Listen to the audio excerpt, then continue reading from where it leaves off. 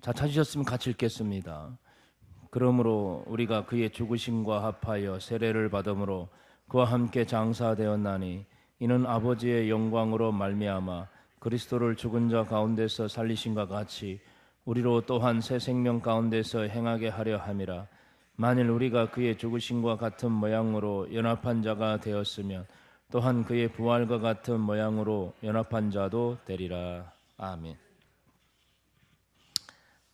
그럼 따라해 볼까요? 새 생명으로 사는 사람. 새 생명으로 사는 사람. 방금 우리 안재철 집사님 간증을 들으면서 바로 이 제목과 같다고 생각합니다. 새 생명으로 살고 있는 우리 안재철 집사님을 정말 축하합니다. 오늘 이렇게 간증할 수 있다는 것 쉬운 게 아닙니다. 부활을 경험한 사람만이 고백할 수 있는 간증이었습니다. 우리 모두 이 부활을 경험하고 또 우리 안젤 집사님처럼 담대하게 여러분의 부활을 간증할 수 있는 그런 우리 삶이 됐으면 참 좋겠습니다. 아멘. 그래서 남자분들 특히 많이 또 은혜를 받고 도전 받았으면 참 좋겠습니다. 부활은요, 현재적인 부활이 있고 미래적인 부활이 있어요. 또 영적인 부활이 있고 육적인 부활이 있습니다. 이건 같은 의미로 설명해 볼 수 있는데, 현재적인 부활은 영적으로 일어납니다. 즉 내가 예수님을 구주로 믿는 순간 내가 하나님의 자녀로 새로 태어나는 거예요. 이게 영적인 부활이에요. 이건 내가 예수 믿는 순간 이 세상에서 일어나는 변화입니다. 그리고 이런 현재적인 부활을 경험한 사람은 이 세상에 살아가면서 날마다 이 부활의 감격 속에 누리며 살아가게 되는 것이죠. 그리고 미래적인 부활은 앞으로 예수님께서 이 세상에 재림하실 때 우리가 실제적으로 육체적으로 부활이 일어나는 것을 말합니다. 이것은 아직 일어나지 않은 일입니다. 언젠가 예수님이 오실 때 일어날 일입니다.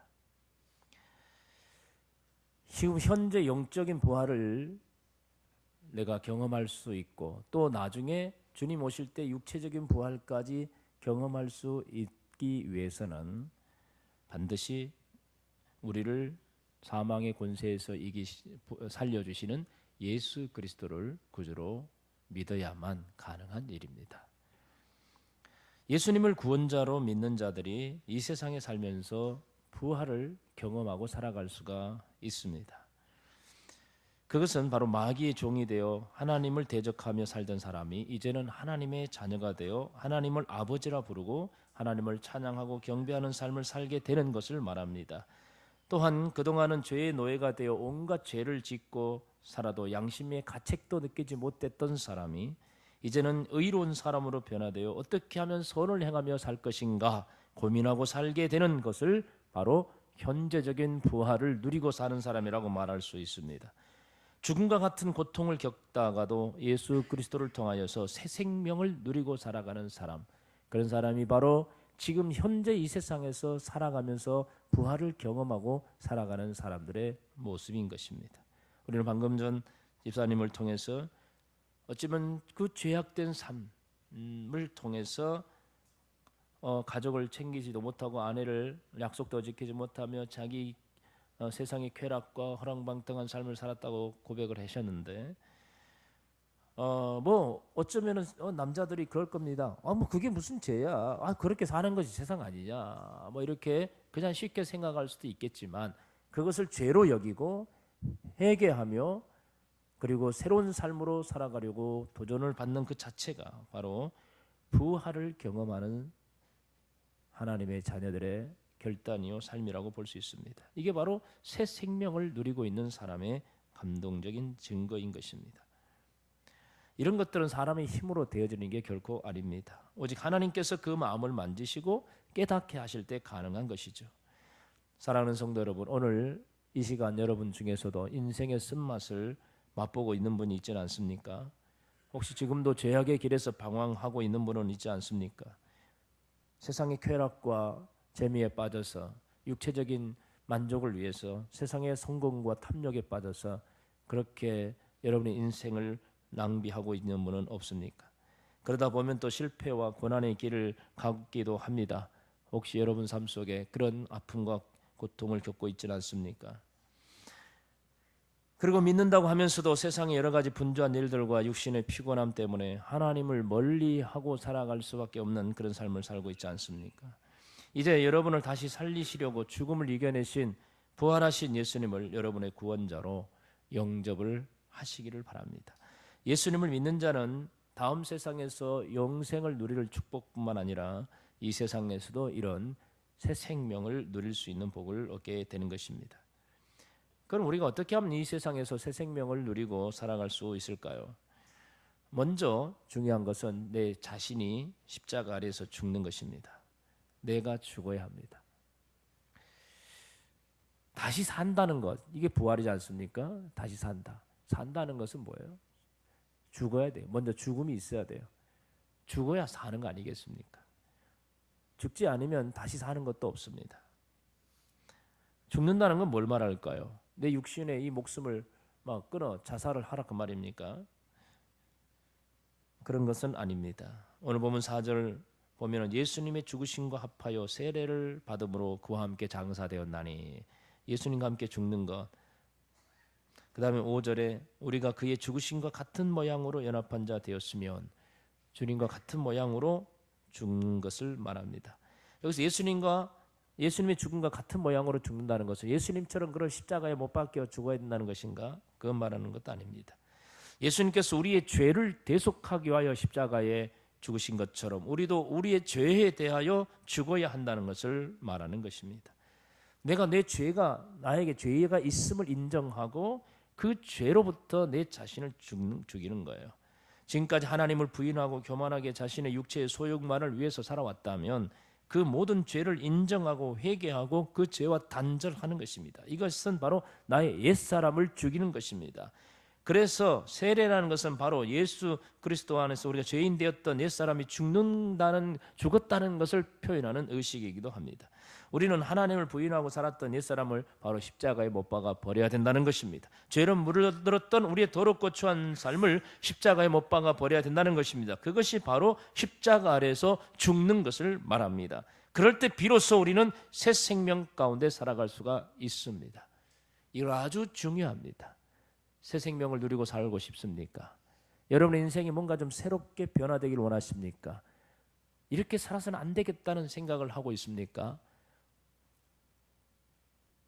세상의 쾌락과 즐거움에 빠져 살면서 정말 지옥처럼 살아가는 사람, 어쩌면 자기는 재밌을지 모르지만 그걸 바라보는 가족들의 그 아픔과 고통과 절망, 그 슬픔, 그런 정말 지옥 같은 그런 삶을 여러분이 혹시 살고 싶습니까? 우리는 그런 삶을 청산해야 합니다. 거기서부터 벗어나야 합니다. 그러려면 현재 내 삶의 그 아픔과 절망과 그 죄악된 삶에서 죽어야 되는 것입니다. 거기서 죽는 거예요. 그래야만 다시 살 수 있습니다. 삶의 실패와 여러 고통 속에서 방황하고 있지 않습니까? 그 고통과 절망 속에서 내가 다시 살 수 있는 것, 그 고통과 절망 속에서 내 자신이 죽는 것입니다. 완전히 엎드려져 죽어야 됩니다. 그래야 다시 사는 것입니다. 이상촌 상록수 장학재단 이사장이 있습니다. 젊은 날 자동차 부품 사업에 뛰어들어서 어느 정도 성공 궤도에 올랐지만 당시 국내 자동차 업계 불황으로 갑자기 사업의 위기를 맞게 되었습니다. 결제했던 어음이 다시 돌아오기 시작했고 은행에서는 더 이상 대출을 해줄 수 없다고 문전박대를 당합니다. 결국 빚더미 위에 앉게 되고 더 이상의 희망이 사라지자 모든 걸 죽음으로 끝내버려야 되겠다고 생각합니다. 어느 날 밤 공장 바닥에 주저앉아서 자살을 해야 되겠다 생각하고 남은 가족들에게 유서를 쓰기 시작합니다. 부모님께 남기는 유서를 씁니다. 그리고 아내에게 남긴 유서를 씁니다. 그리고 초등학생인 두 자녀에게 남기는 유서를 쓰고 있는데 갑자기 가슴속에서부터 눈물이 폭파쳐 오르기 시작했습니다. 그러면서 지난날에 사업을 한답시고 하나님 앞에 바르게 살지 못했던 것, 올바로 신앙생활하지 못했던 것들이 막 생각나면서 한없이 눈물을 흘리며 회개가 되기 시작했습니다. 한 4시간 동안 계속해서 눈물을 흘리면서 하나님께 회개하기 시작했습니다. 그렇게 기도하는 중에 갑자기 자기 입에서 이런 소원이 나왔습니다. 하나님, 저를 살려주시고 사업을 다시 회복시켜 주신다면 제가 100억 원을 장학재단에 장학금으로 내놓겠다는 소원을 하게 됩니다. 그렇게 간절하게 기도하던 중에 하나님의 음성이 들렸습니다. 두려워하지 말라, 내가 너와 함께 하겠다. 이 음성이 들리면서 그가 확신을 갖게 됩니다. 그리고 그가 자정쯤 되어서 집에 돌아왔습니다. 그동안 여러 어려움 때문에 불면증에 시달리고 있었는데 그날 밤은 너무나 달콤한 잠을 잡니다. 그래서 그 다음날 아침 거래은행에 갔습니다. 그리고 무릎을 꿇고 지점장에게 다시 한번 도와달라고 부탁을 합니다. 지난번에는 단칼에 거절하던 그분이 이번에는 내가 내 목을 걸고 다시 한번 당신을 믿어보겠다. 한번 열심히 해보라. 만약 이번에도 당신이 실패하면 나는 이 자리에서 이제 떠나야 된다. 옷을 벗어야 된다라고 말하면서 무담보로 대출을 해줍니다. 여러 채권업자들에게도 다시 한번 기회를 달라고 했더니 그들도 순순히 기회를 주었습니다. 전에는 꽉 막혔던 것들이 도저히 용납이 안 됐던 사람들이 한순간에 하루아침에 다 마음이 달려진 거예요. 그는 깨닫습니다. 이건 다 사람의 마음을 만드신 하나님이 하신 일이다. 그리고 그때부터 전적으로 하나님을 의지하고 신뢰하면서 사업을 시작하는데 다시 그 사업이 활로를 잡기 시작했고 수익이 생기기 시작했습니다. 그리고 자기가 서원한 대로 상록수 장학재단을 설립해서 이사장으로 있게 됩니다. 그의 죽었던 사업이 다시 살아나고 자살을 생각했던 사람이 이제는 절망 속에서 고통당하고 있는 젊은 학생들을 살리는 그런 사람이 된 것입니다. 이것이 바로 이 세상에서 인생 가운데서 부활을 누리는 사람의 모습입니다. 이런 인생이 바로 이 세상에서 새 생명을 누리는 사람의 모습입니다. 하나님 앞에 사업 좀 잘 안 되고 있다고 교만했던 사람, 하나님을 떠나버렸던 사람, 절대 엎드릴 줄 모르고 자기 자신을 겸손하게 낮출 줄 모르고 교만했던 인생에게는 부활이 없습니다. 다시 사는 것이 없어요. 그걸로 끝나는 거예요. 우리 안재칠 집사님, 하나님 만나고 회개하지 않았으면 저 인생도 끝날 뻔했어요. 나름대로 세상에서는 재미있게 살겠죠. 사업도 잘 될 수도 있을 것입니다. 그럼 뭐합니까? 인생이 끝장나는데, 죽는데.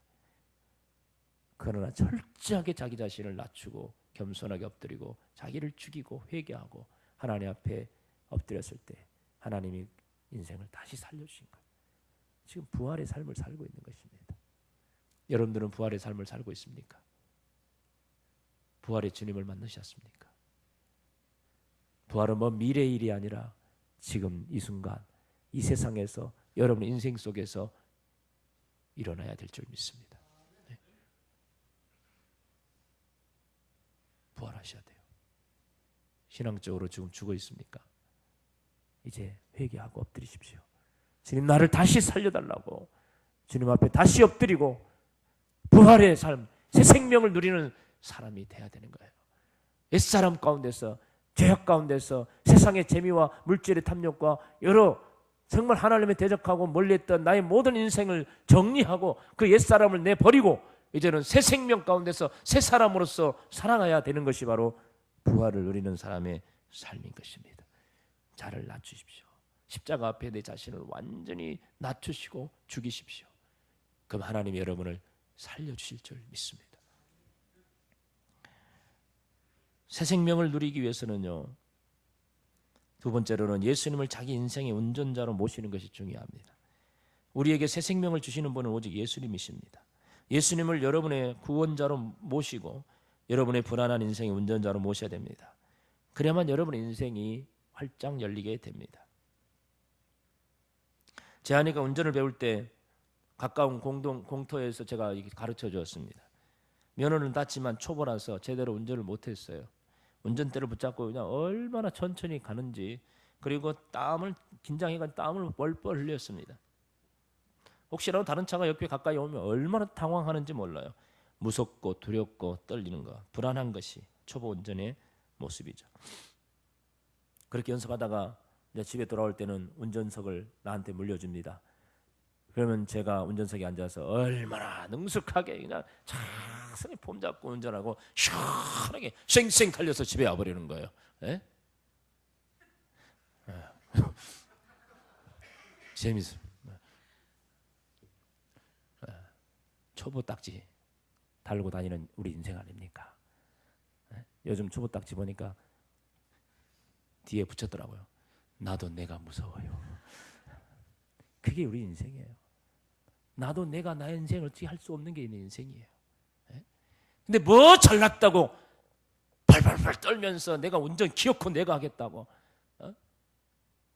내일 일 한순간에 내다보지 못하는 우리 인생 속에서 내가 뭐 얼마나 대단하다고 내가 뭔가 폼 잡고 해보겠다고 그냥 운전하고 다니는 이 교만한 인생. 여러분, 여러분의 인생의 운전석 주님께 양보하세요. 네? 주님 운전대 잡으시면 걱정할 일 없어요. 옆에서 콜콜 자도 돼. 콜콜 자다 보면 여보 일어나 집에 다 왔어 그런다니까. 네? 주님이 여러분 인생의 운전대를 붙잡게 하세요. 그게 여러분의 새 생명입니다. 새 생명을 누구로 사는 사람입니다. 끝까지 고집 부리지 말고 운전석 주님께 양보하세요. 사랑하는 성도 여러분, 우리는 오늘 부활의 날에 여전히 무덤 속에 죽은 자처럼 무덤 속에 갇혀서 그렇게 절망 속에서 죄악 속에서 그렇게 살지 마시고 이제 부활의 주님을 붙잡으십시오. 그리고 새롭게 다시 태어나십시오. 신앙이 다시 태어나기 바랍니다. 여러분의 삶이 다시 거듭나기를 바랍니다. 여러분의 모든 절망적인 현실이 새롭게 변화되기를 바랍니다. 그래서 과거 옛사람을 청산하시고 새 사람으로 새 생명을 누리고 사시기 바랍니다. 이건 바로 예수님의 부활의 주님을 손잡고 나갈 때 가능합니다. 내 자신을 철저하게 낮추시고 죽이십시오. 겸손하게 엎드리십시오. 그리고 여러분의 운전석에 인생의 운전석에 예수님을 베스트 드라이버 예수님을 앉히십시오. 그러면 여러분의 인생길은 안전할 것입니다. 새 생명의 삶을 살아가게 될 줄 믿습니다. 한번 기도하십시다. 오늘 말씀을 이어가면서 하나님 나도 옛사람